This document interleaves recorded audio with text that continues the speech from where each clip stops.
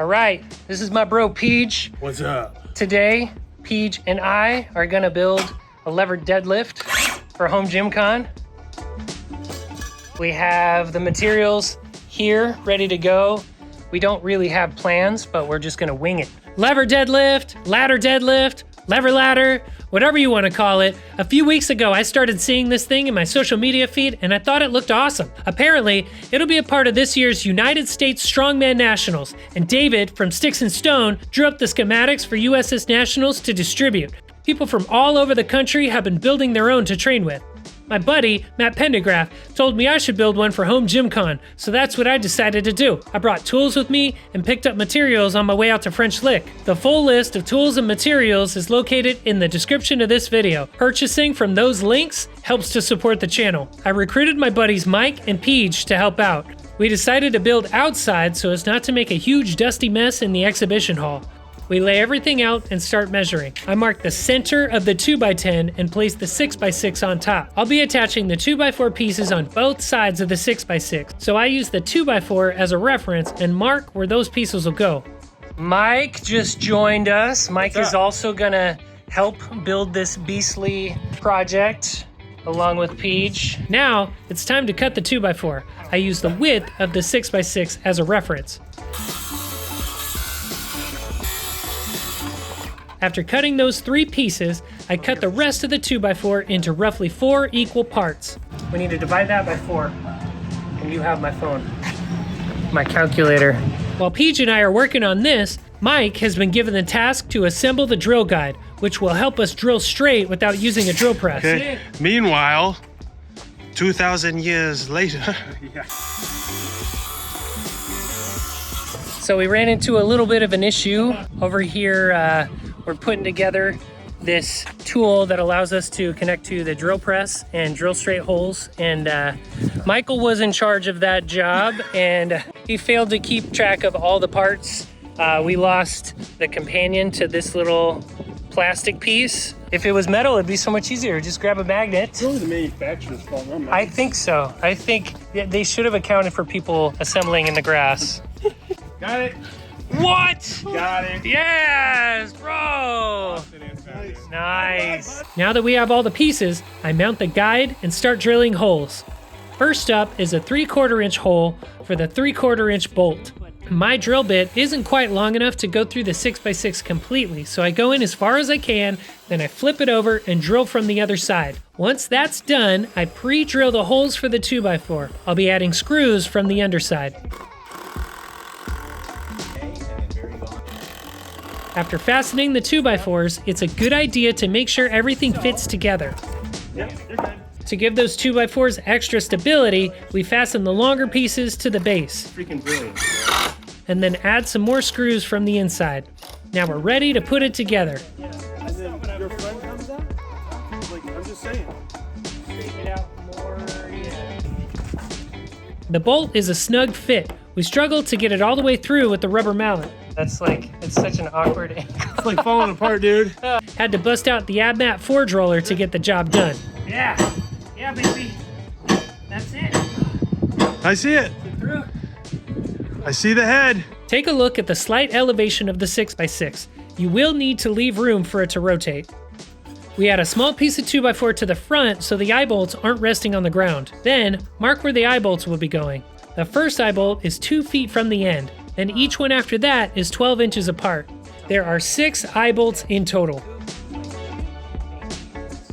I use a long 3/8 inch bit to drill through the 6x6, then I put an eyebolt through to test it out. It looks good. Time to drill the rest of the holes.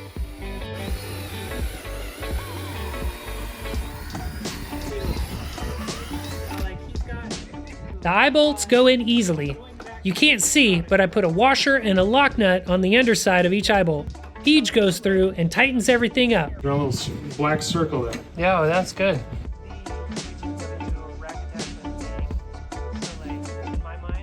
After that, it's ready to go.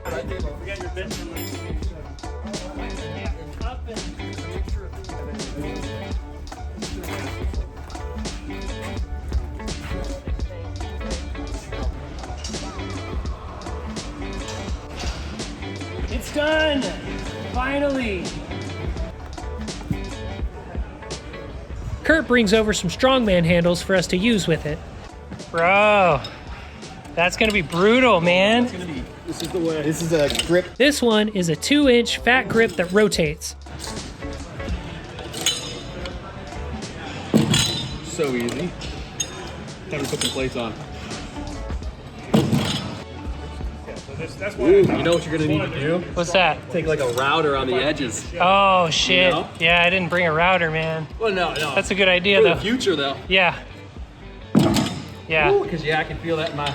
I got thick thighs though. Oh shit. I think Yeah. it'd be fun to do rolling thunder on this thing. Oh shit! Maybe it's just a mat effort. Those people took me out of that gentle setting down. Put an Abmat under that. It took like 4 hours with all the issues and interruptions, Is but that a single bolt going through the bottom?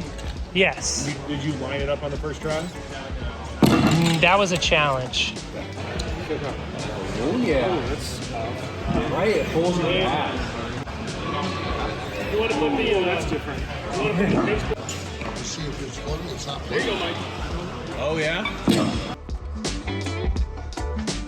Nice. Next, we have some pinch blocks. This is much more difficult.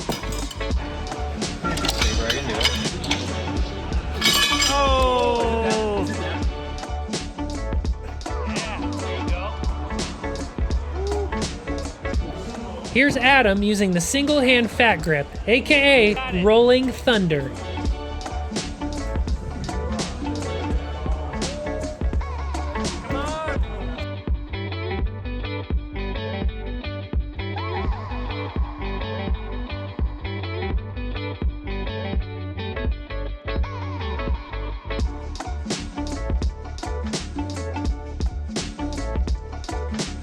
Outdoor, and now that I've built this thing, I'm gonna take it home in my backyard. Oh, cool. Here, I was just like scrambling.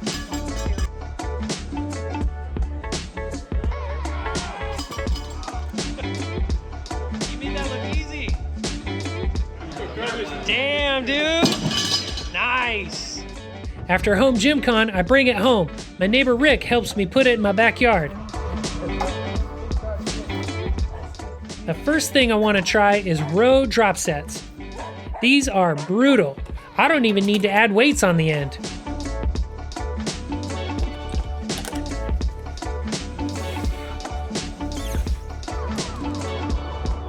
After using it for a couple days, I decide to add some finishing touches.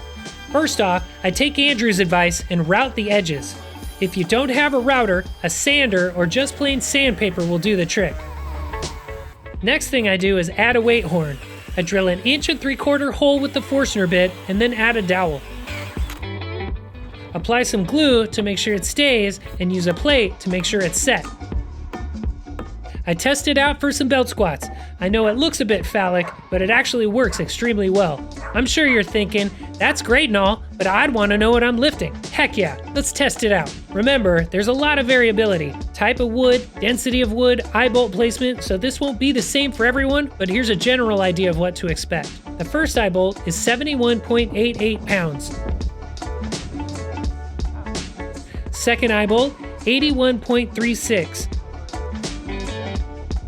Third, 91.38. Fourth, 104.06. Fifth, 125.88.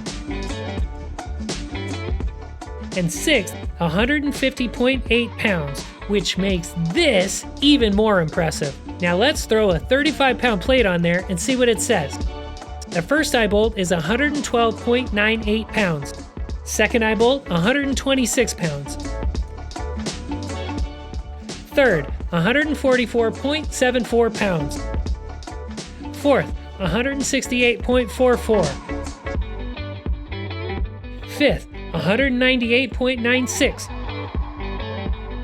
And sixth, 244.06 pounds. Okay, that's it. I'm exhausted. Thank you for watching. I'll see you next time.